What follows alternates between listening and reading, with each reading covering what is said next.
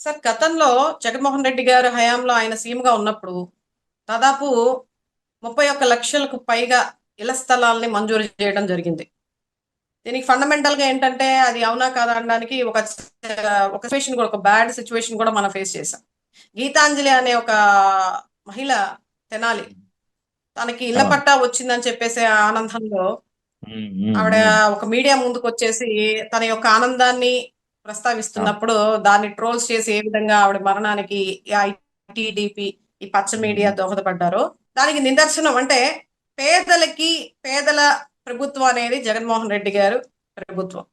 ఈరోజు హ్మ్. పేదలకి వెన్నుపోటు, పేదలకి వ్యతిరేకత పార్టీ ఏదైనా ఉంది అంటే టీడీపీ ప్రభుత్వం.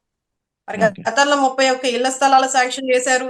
అలాగే 21 లక్షల ఇళ్ల నిర్మాణం జరిగింది.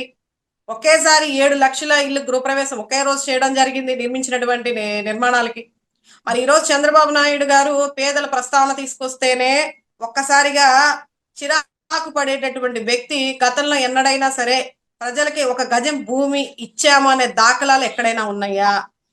ఉంటే మరి టీడీపీ నాయకులు కావచ్చు, ఐటీడీపీ కావచ్చు, మీరందరూ కూడా ఎవరైతే ప్యానలిస్ట్ అనలిస్టులు అని చెప్పుకునే గొప్ప గొప్ప జర్నలిస్టులు కావచ్చు, మీరందరూ కూడా సాక్ష్యాధారాలతో కూర్చుని దాని మీద డిబేట్ పెట్టండి.